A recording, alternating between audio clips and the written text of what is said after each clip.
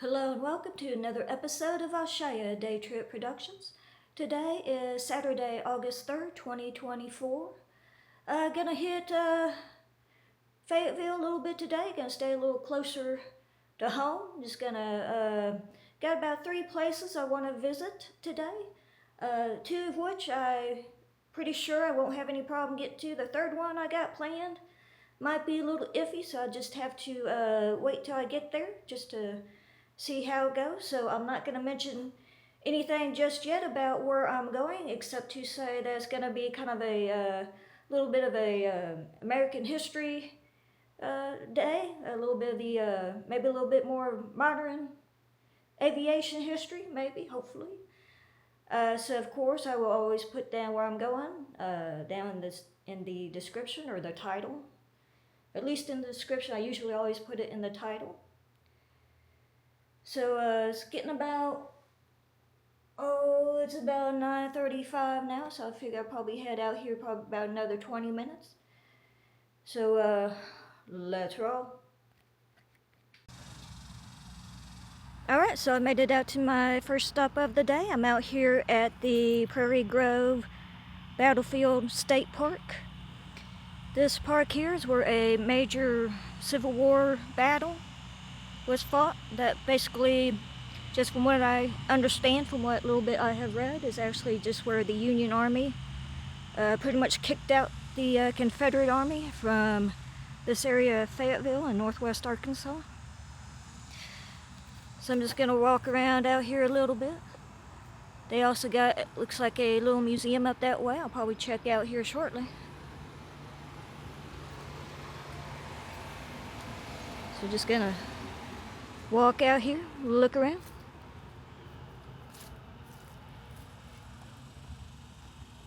Look at some of the monuments out here. It's like their museum out here, or it's called the Heinemann Hall Museum. This is museum/visitor center.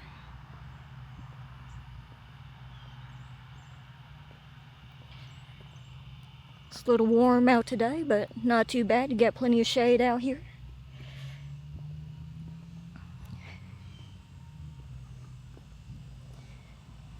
Alright, so here you go. Battle of Prairie Grove, December 7th, 1862. And it says here, just to give you a summary of what it's saying. The battle was fought between the Confederate Army of General T.C. Heinemann and Federal forces commanded by Generals James G. Blunt and F.J. Huron.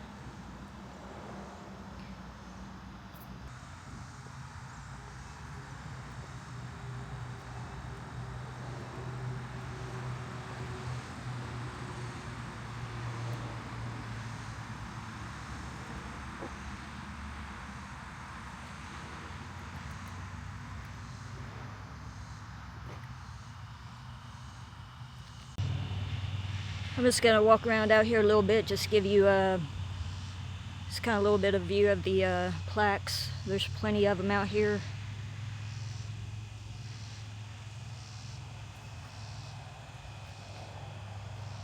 I guess we walk this one next.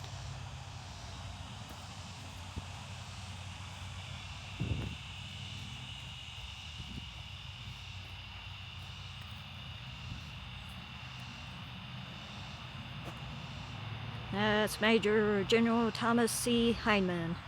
He was the commander of the Confederate Army.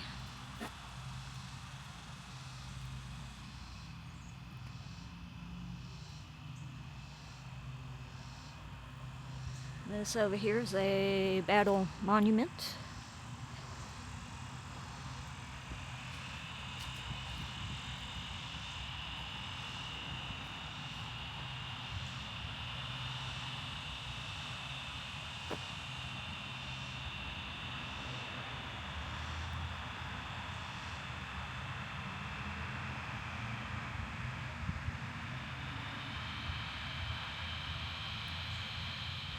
And of course, if you like to pause the video and read, please do. It's quite a lot to read, so I'm not going to probably read off all of it.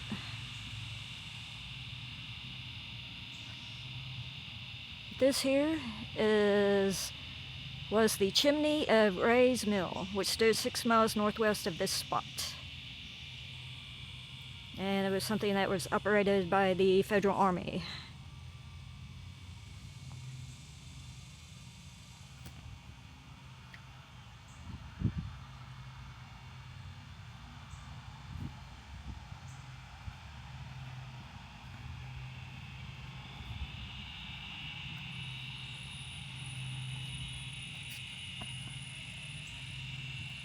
Prairie Grove is just a small town. It's just kind of outside of Fayetteville.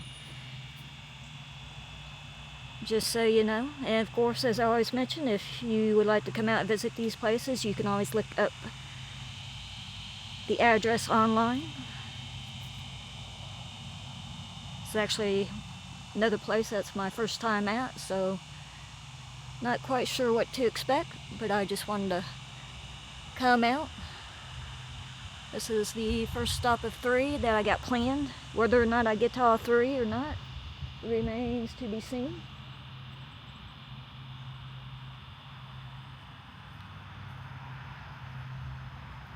Looks like you got a nice little pavilion over there if you want to maybe come out, sit out, need some shade.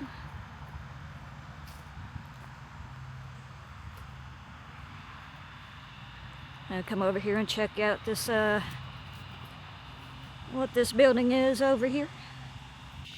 It's quite the interesting house here. It was built in 1855 and it was home of John Moore family. And apparently it says it originally stood on Cove Creek 9 miles south of here.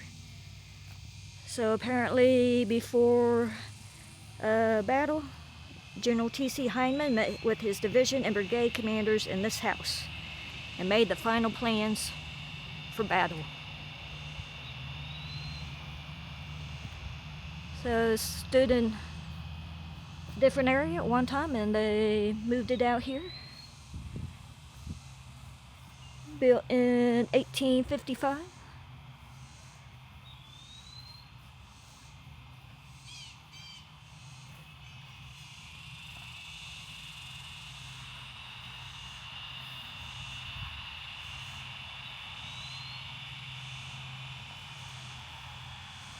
I'll step up here for a minute, take a peek inside. Maybe, if I don't fall.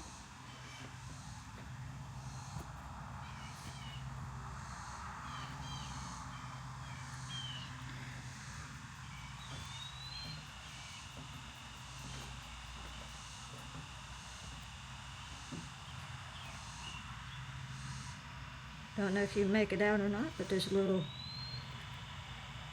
seating area in there. It's kind of hard to see through the glass. I don't want to jam my camera up to the glass. Don't want to break anything. So there's a little dining area. There's a bed off in the corner. A chimney, some seating areas.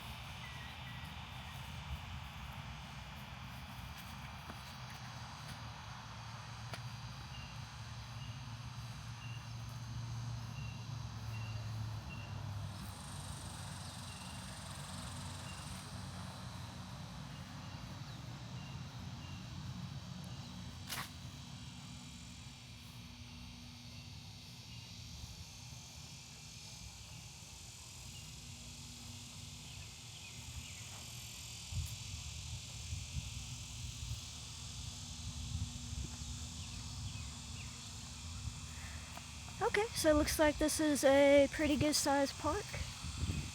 Apparently, they got over there, they got a playground area. Kids, you got another seating area over there.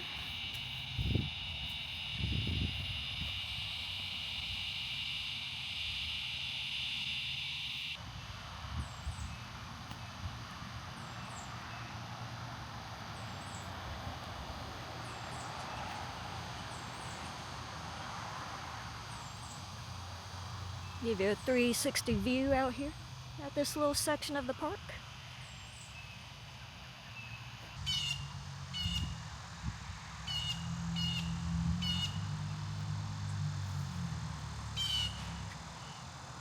Alright, so I made my way up to the front entrance of the museum, and it is open and it is free admission.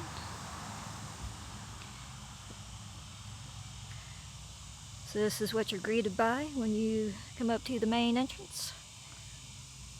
A little bit of Civil War artifacts.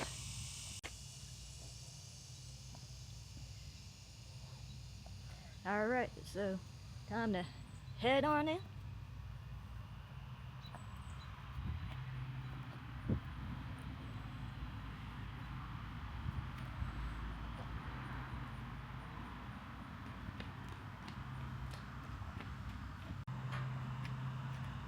Alright, so it says right here that this property has been placed on the National Register of Historic Places. The Hyman Hall Museum.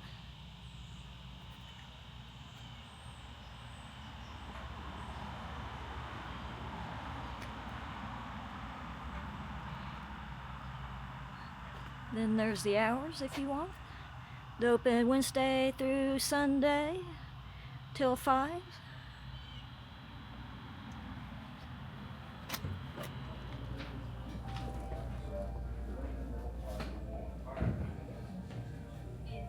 Let's read the first one. It says near the stage.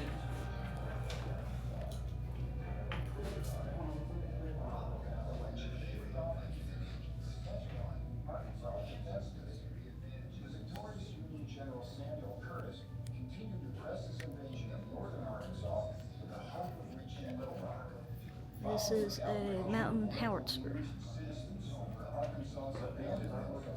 Confederate authorities created a new department called the Trans-Mississippi and placed General Thomas C. Hyman in command. The unit is in two parts. One remained in northwest Arkansas, commanded by General James G. Blunt, who took over after Schofield fell ill, and the other moved north to Springfield, Missouri, commanded by General Francis J. Herron. The two wings of Blunt's army were dangerously far apart. Aggressive Confederate General Thomas moved forward with his 5,000 men and 30 artillery pieces to meet Marmaduke. The two fought the 9-hour Battle of Cane Hill on November 28th. Marmaduke was pushed back, but Blunt found himself 35 miles deeper into Arkansas and that much farther from the remainder of his army. On December 3rd, Hyman began moving his 11,000 men and 22 cannon across the Boston Mountains toward Blunt's division. Blunt telegraphed Herron, ordering the Duke's cavalry to strike Blunt from the south as a diversion, south of Fayetteville.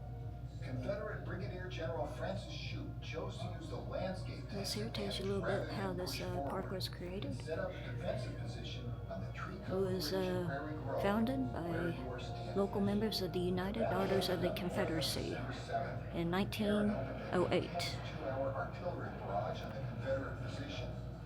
Once the Union troops were in position in the Prairie, the Confederates, although the one at Vicksburg was the biggest, Samuel Baldridge, 94th Illinois Infantry. As the surviving Federals went back down the hill toward the safety of Union lines, Confederate soldiers pursued in an attempt to break Herron's lines. Herron's artillery caused terrible damage to the unorganized Confederates and repulsed their attack. Right here we got a Medal of Honor recipient, Lieutenant Colonel John C. Black. With Hyman's army out of northwest Arkansas. Thanks so much. Thank you guys. Y'all have a great day. We should wait until after his inaugural and see what course he will pursue. If he refuses to recognize our slaves as property, if he does not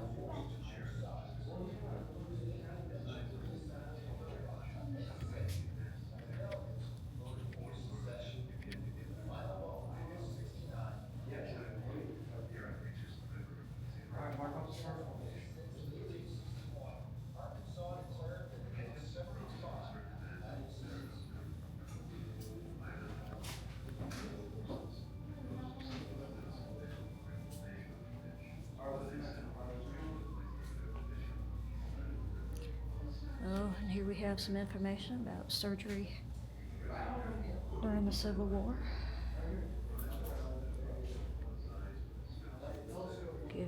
Talks a little bit about amputation.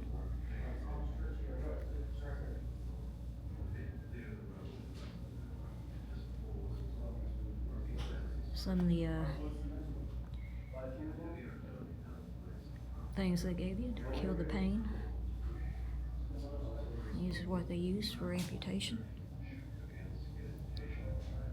It's an amputation knife, bone saw, tourniquet, sutures,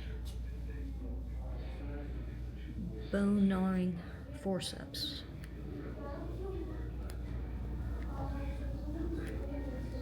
And you know that had to be brutal.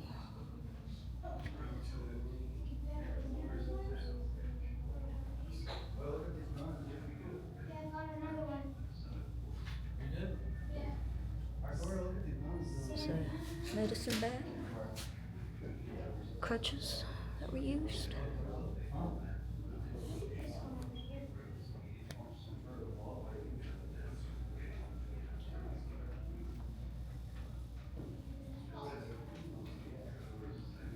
Says to hear the cries and screams of the wounded soldiers was enough to chill the blood of the most hard-hearted man. Bayonet, that's like the sword that goes on the old knife that goes on the gun. Huh? That's to pack it all down. You gotta put black powder in your gun, you gotta pack it all down. And then right here is where the And this section also talks a little bit about guerrilla warfare.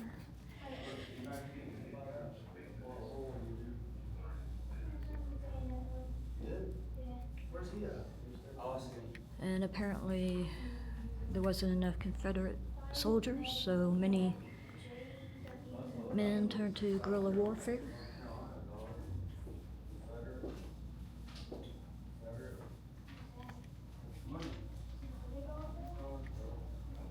And over here at this section you got some bayonets, and it says here that the bayonets weren't used in warfare, but they were useful in making tent stakes, candle holders, and could also be used for digging holes. Look what the anesthesia is, chloroform. And over here at this section you got some of the currency of the Confederacy. Yeah, that's their. And it says there, by the end of the war, money was worthless. Remember, we thought it was a painting, but we gotta find the little one. You don't wanna cheat.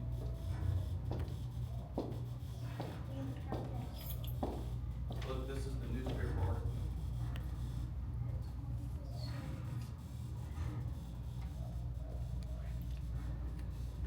And over here you have some swords. And these belong to Nathan Cole.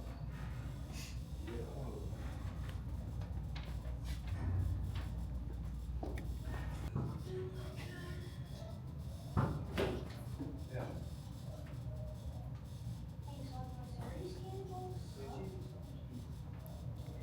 So apparently this one here was carried by John O. Parks, a 21-year-old first lieutenant.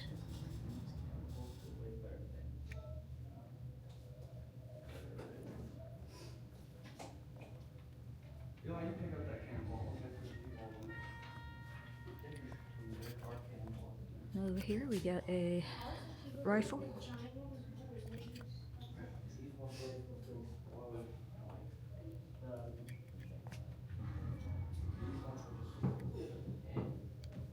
The Confederate armor was mostly farmers. Early in the morning of December 7th, General Franklin marched north in an effort to intercept Harris. His cavalry, led by General Warbird, encounters Union cavalry near the Prairie Road Church, where they skirmished briefly, and the Federals retreat back across the river. And over here you get some more guns. As fast approaching the river. After a brief skirmish, they returned It's got a musket. west side of the river. Around 9 a.m., General Shue arrives on the ridge, informed that Harris is just across the river. Got a revolver. Advance on the ridge. And over here at this section you got a Confederate uniform. Then we got a Union uniform. Just after 3 o'clock, Aaron orders a second counterattack on the ridge, led by Colonel Huston. Huston and his troops press the ridge and counter the rebels in the fateful Fort Fortune. The second Union attack mirrors the first, and the Union forces quickly retreat with the rebels at their heels yet again. Blunt's men form a line on Crawford's Prairie. Shortly after 4 o'clock, Blunt's men attack the ridge near the Warbirds. Able to drive off the rebels, Blunt pulls back around 5 o'clock. The rebels pursue, only to be driven back to the ridge by the waiting Union artillery line. Just after 5, the Confederates launched one final attack during the day and were driven back. Around 5:45, night falls on the battle. That night, Hyman concludes that they do not have enough ammunition and supplies to fight another day.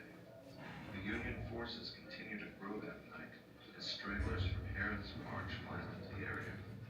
Around midnight, Hyman's men slip away quietly on Hill Creek Road with the wheels of their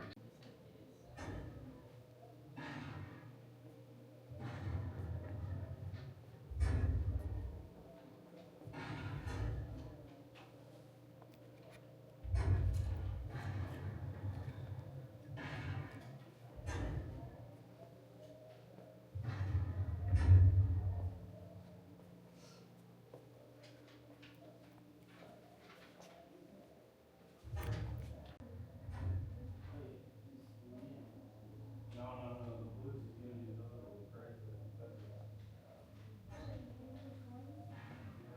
Yeah, they end up winning, but it's the first round.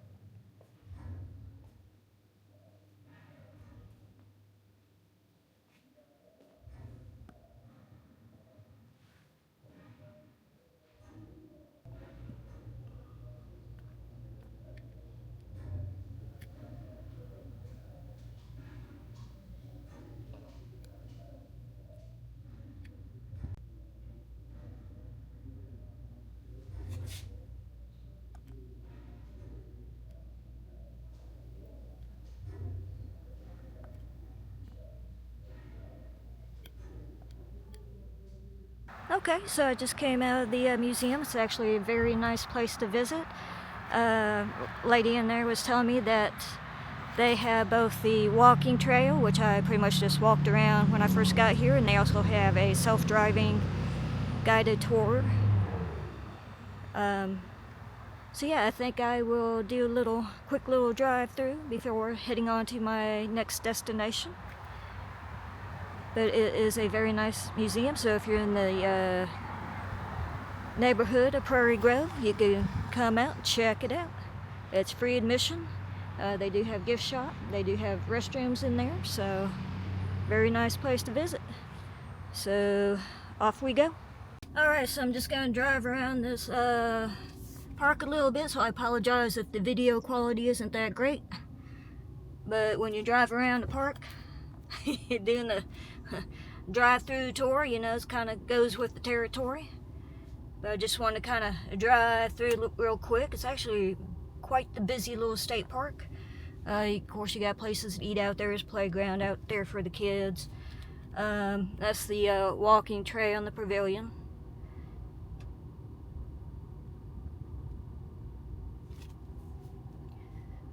So, and I was also wanting to mention that I was talking to a lady in there, and she had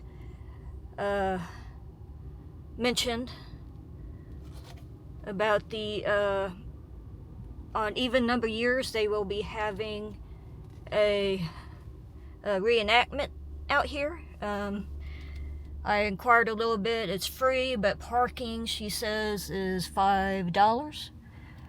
So if you want to come out, it's December 7th and 8th, I believe, of this year. So it looks like we got a nice little spot here. I think I'm just going to kind of jump out real quick and just kind of walk around. Just kind of see what we got. Okay, so right here As you just drive a short distance down the entrance, this is the Battlefield Trail. This is a walking trail. It's about a 1-mile trail. It's all paved. They also have little trail guides out here. You could pick one up inside the museum there.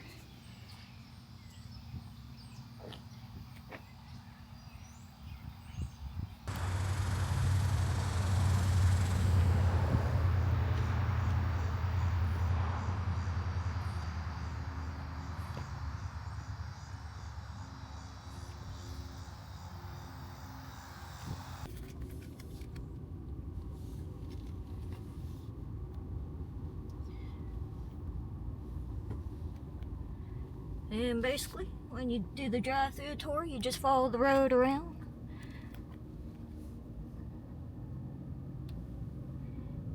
And they do have trail maps inside to give you a little bit of information about what you're seeing out here.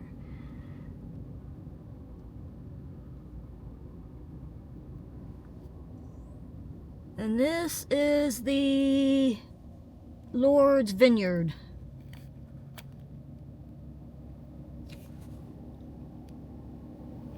There's a little signage out there. You probably can't see it from here. But they do have parking places, so if you want to take a moment, step out and look around. I think we'll stop here and take a little look, see what we have out here. Okay, so the sign up there says this is the Latta House.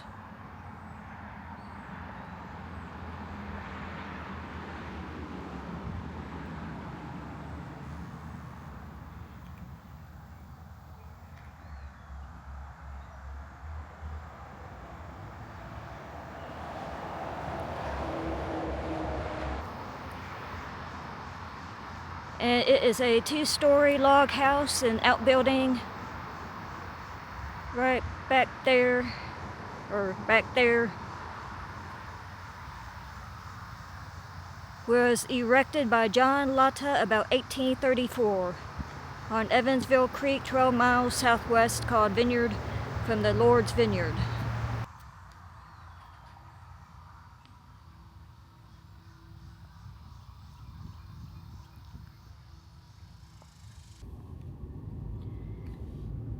Okay, just slowly making my way around the park.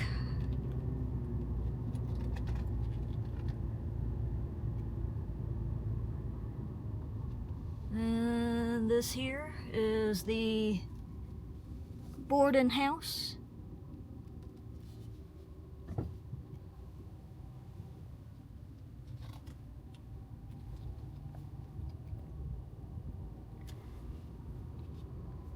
Don't know what the boarding house is, but come up here and check it out.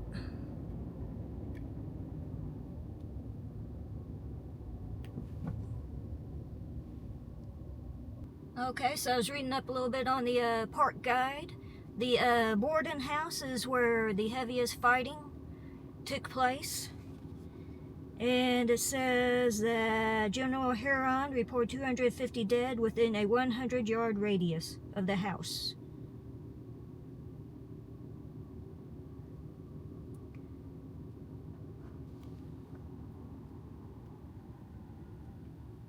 So the heaviest battle, or the heaviest fighting, took place right out here.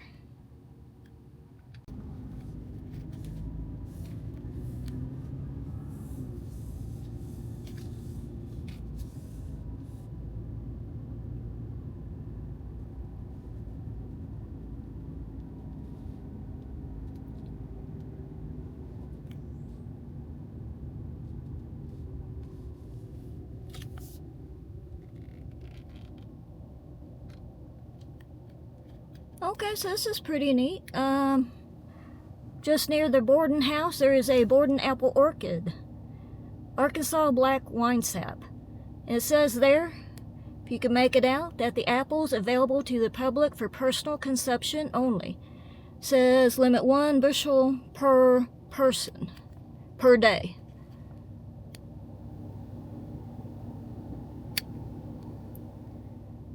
course, this time of year, we're in August 3rd. You're not going to see too many apples. But yeah, that's nice. This is at the Battle Tour stop number 5.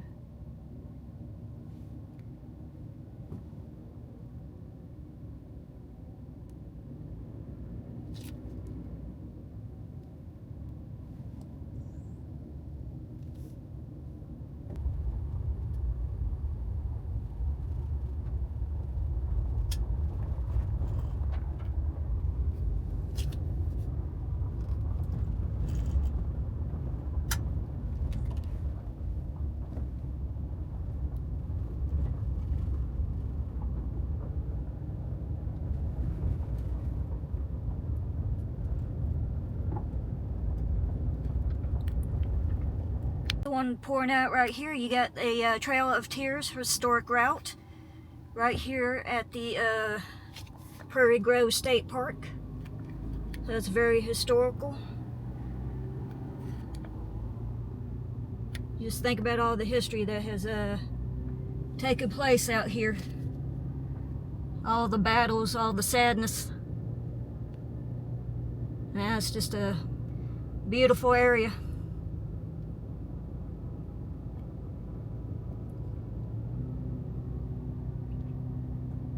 Okay, so I took a quick little drive through the Prairie Grove Battlefield State Park. It's a very nice area, and I have returned once again to where the museum is located here at the main entrance. Yeah, a few things about it. It's very nice.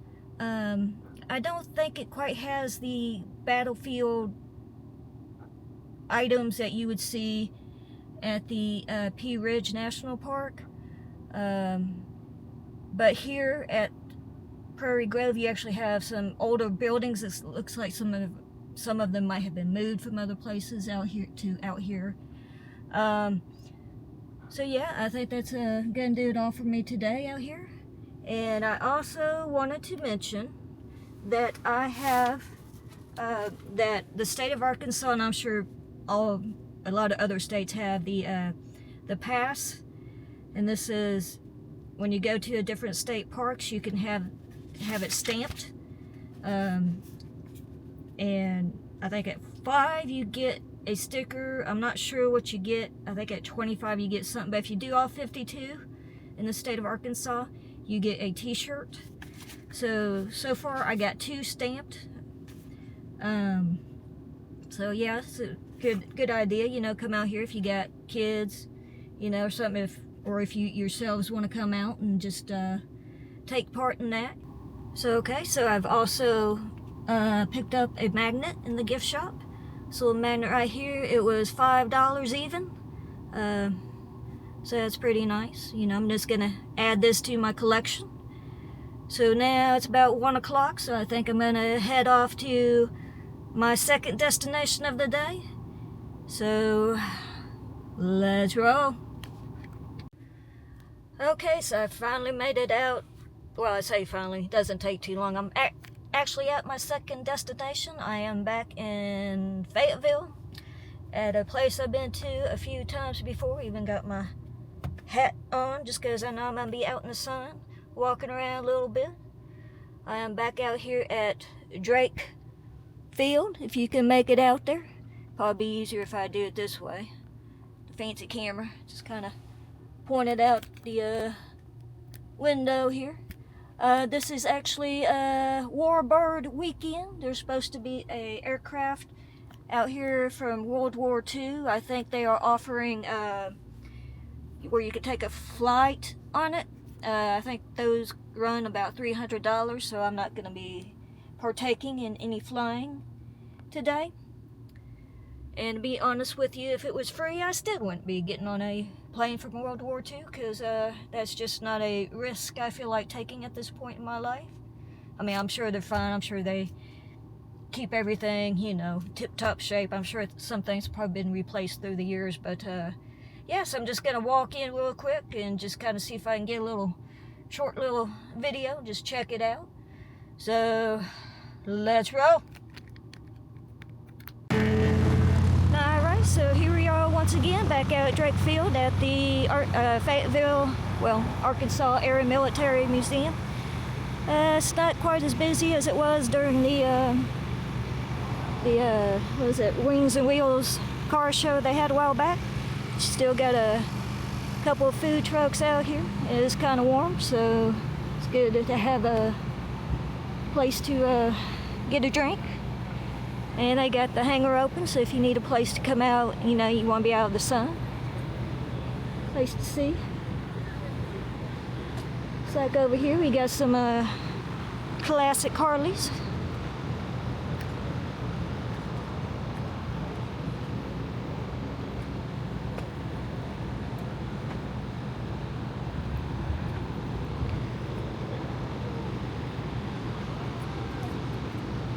This right here looks like it was a bike that was used by Canadian troops on D-Day, June 6, 1944.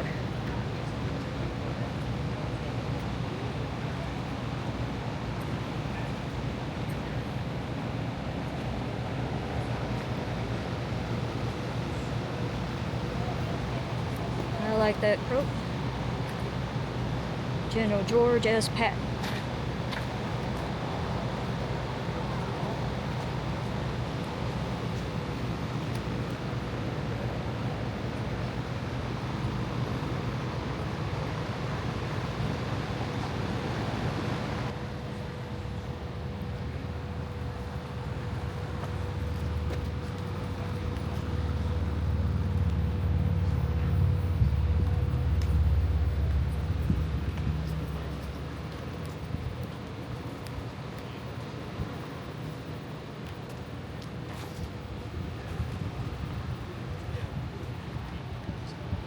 And if you come out to one of these events and you want to visit the gift shop, it's actually going back of this big plane right here.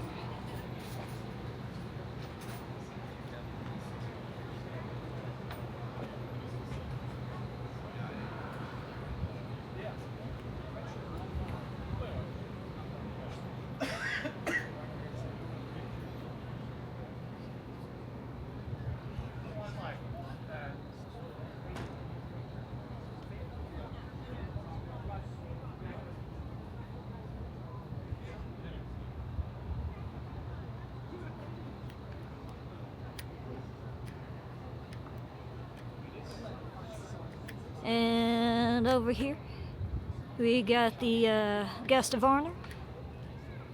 That's all, brother.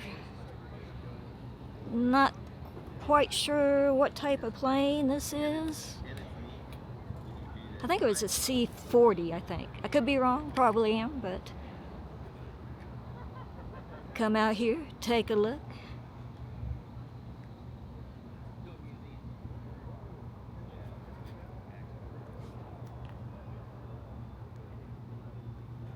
Kind of reading up a little bit on the information here. This plane is actually a C-47A, and this plane right here was part of the largest parachute drop in history. In this particular airplane, that's all, brother, was the airplane in the lead for the American paratroop assault during D-Day, June 6, 1944.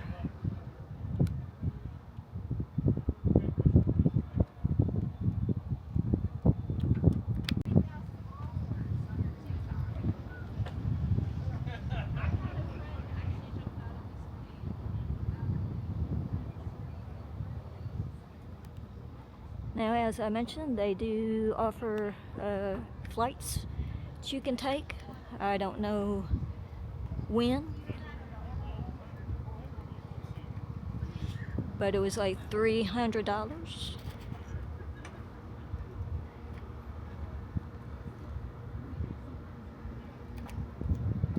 Just gonna take a walk around, get a 360 view.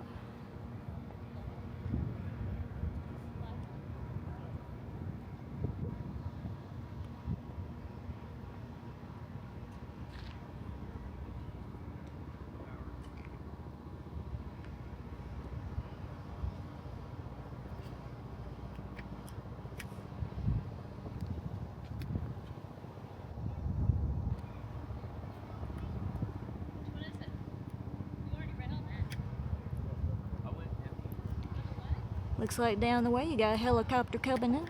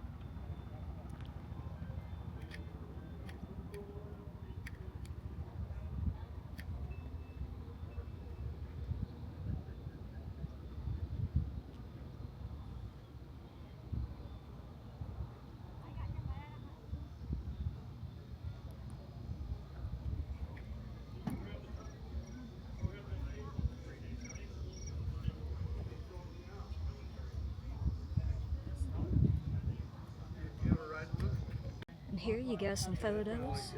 Paratroopers boarding on the evening of June 5th, 1944. See all the heavy gear they have.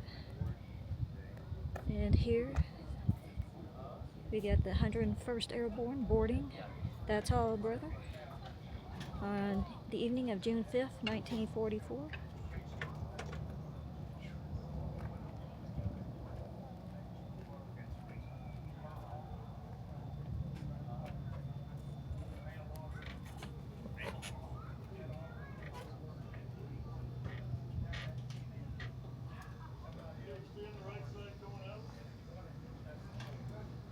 And here you got a photo of the D-Day crew that flew this plane.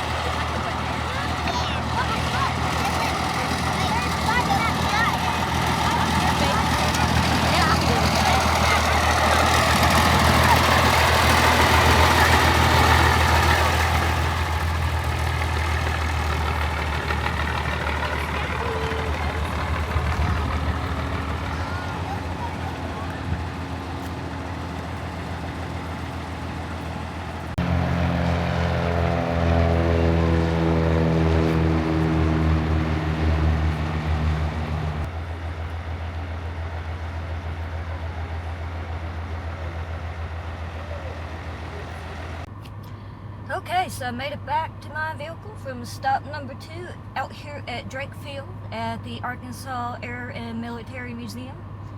Always a neat place to come out to and visit, especially when they got presentations and all that good stuff going on. Just a little bit update on the information here. I did show it, but that's all, brother. It's actually a name, whoever person that named it, as kind of like a kind of a note to Hitler, like, I guess, tell him, that's all, brother, it's it for you, you know. So that's where that name came from. But I also did find out that apparently they were gonna offer flights for passengers, but unfortunately they could not because they have a shortage of pilots. So they can't, I guess they have to have so many pilots on a plane to fly passengers. They could fly the plane, just not with passengers. So the proprietor of this museum, she told me that they're looking to maybe come back in October.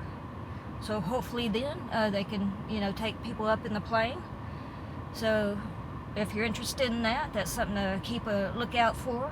They do have a website out there, and they do update it with events. So yeah, I think that's gonna take care of spot number 2. Now I'm gonna hopefully make it out to spot number 3. So let's roll. Well, hello. It is now Sunday, August 4th.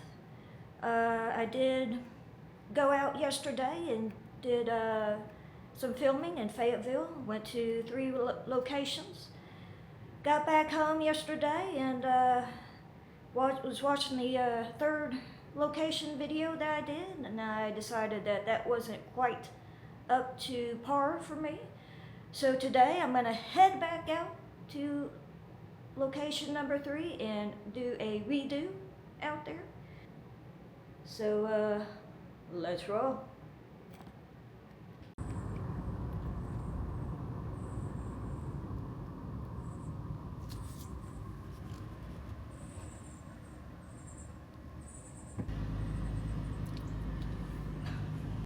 Alright, so here we are once again. I am at the Fayetteville National Cemetery. As I mentioned before, I was actually out here yesterday, but I didn't quite like the video quality that I have, so I figured I'd come back out today and give this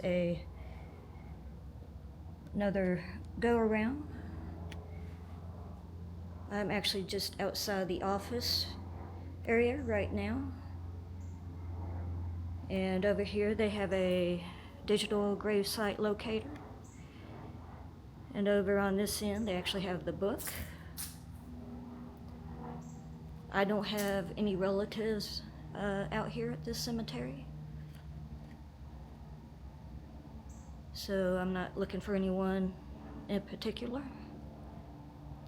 And they actually have here a QR code that you can scan as well. And they have a site on Facebook. There's the QR code.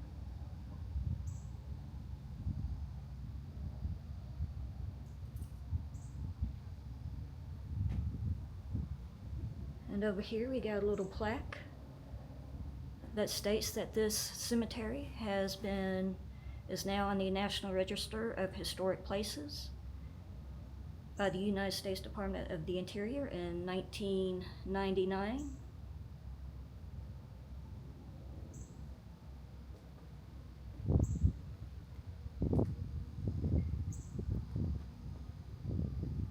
And I just want to take this opportunity to come out here and just show you a little bit of what it looks like. There are some plaques out here that I'm going to walk up to and read a little bit. And here, just outside the entrance, one of the first plaques you come to is a beautiful poem.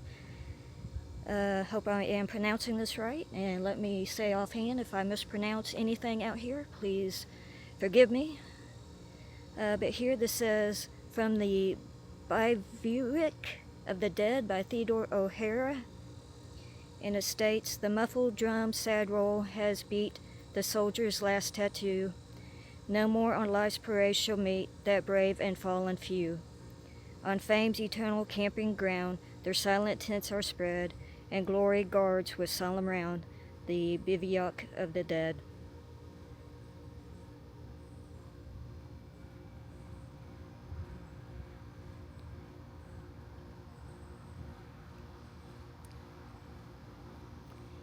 And it looks like out here, some of these gravestones out here look to be perhaps a Civil War era. And I see just kind of out there in the distance there's an unknown U.S. soldier. There's quite a few out there. The second row back from the front here. All those say unknown U.S. soldier. And right here, as you walk up a little ways from the main entrance, you got a little information that tells you a little bit about the cemetery. And see where I could find the information at here.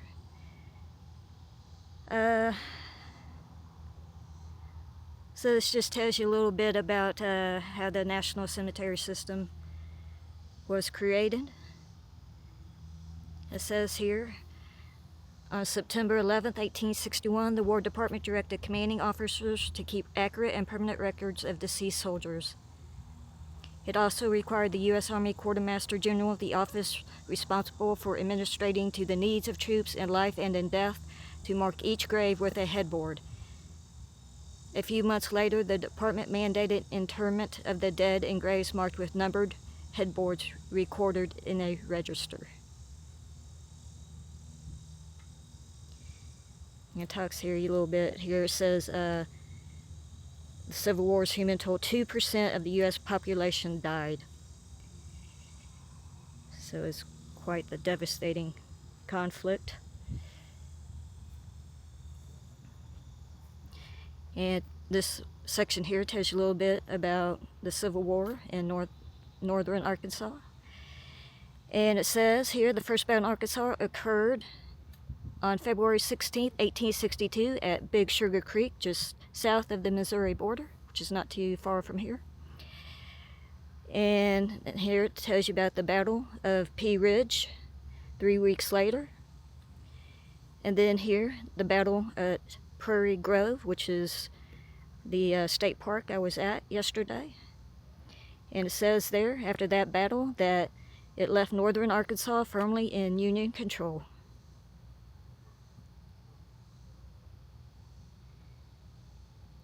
It says down here, except for a few months in summer 1863, Union forces occupied Fayetteville throughout the war.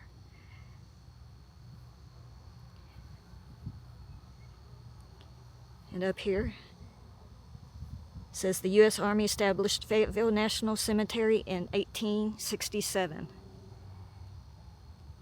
And remains were brought here from the battlefields of Pea Ridge, Prairie Grove, Cane Hill, and Fayetteville. And it goes on to tell you a little bit about how this was designed.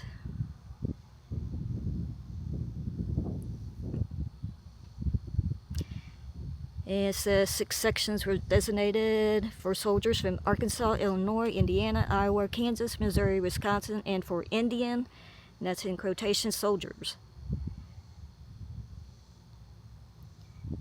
And it says officers were interred in triangular sections within the interior walkways.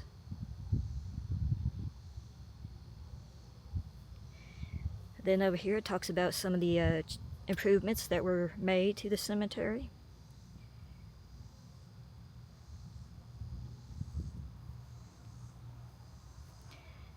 And over here, this here is a carry-on, if I'm pronouncing that correct. Once again, I apologize for any mispronunciation. I think it's carry-on, if I remember correctly how to pronounce that. And from what I understand, it's a bell, I believe.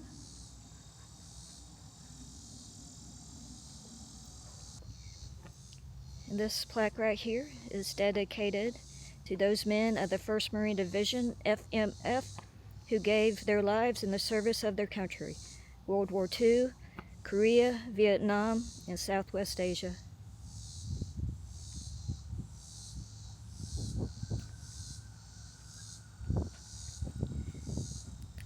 Kind of zoom in here on this gravestone right here. It says, in memory of Michael Waltrip, Private Infantry, Civil War, Pea Ridge, Arkansas, 1844. And then below it has March 8th, 1862.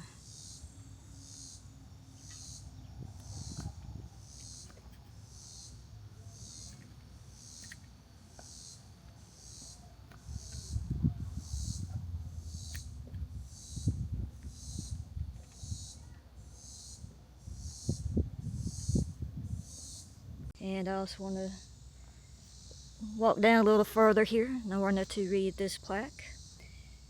And it says, "The Cho Shin Few, dedicated to the brave men who survived their entrapment at the Choshin Reservoir, North Korea, in that bitterly cold winter of 1950, who refused to leave behind their heroes, the dead and wounded, who proved again what all veterans know, that freedom is not free."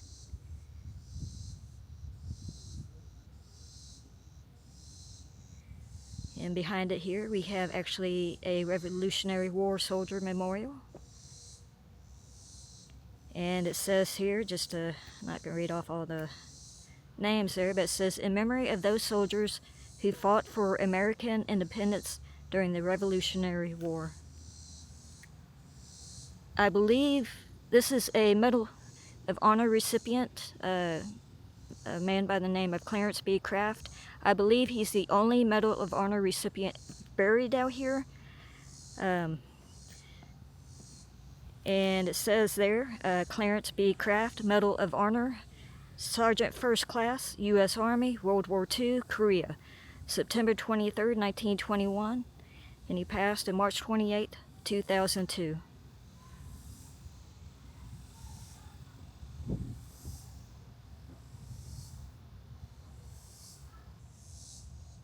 And this is a very beautiful cemetery. So I highly encourage you, if you are in the area, to come out, pay your respects to all the brave men and women who have sacrificed so much so you and I can be free and kind of do our thing in this beautiful country of ours.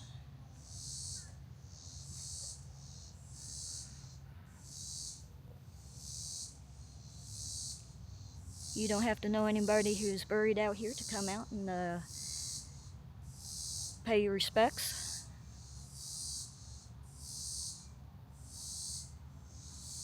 And we got a little plaque here. See if I could make this one out. Okay, it says here, and it's referring to this tree. Beautiful tree. And it says, "This tree, dedicated by the Veterans Administration in 1976 to America's Medal of Honor recipients who helped make this bicentennial observance possible. By," can't quite make that out, "by gallantry above and beyond the call of duty."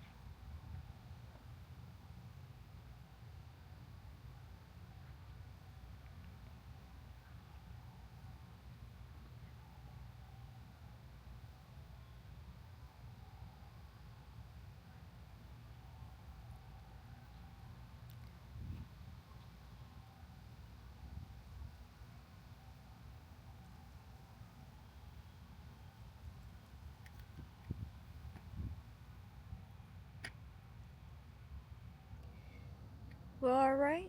So, that's the last part of this video.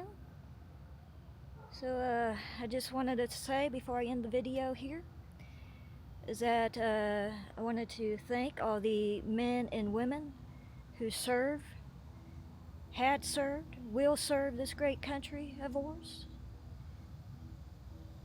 Words cannot express my gratitude enough for all that you do. You make this country what it is, this beautiful, great country. I just want to let you know that words can't express enough just how much it is appreciated. So that's going to do it all for me today. Until next time, bye.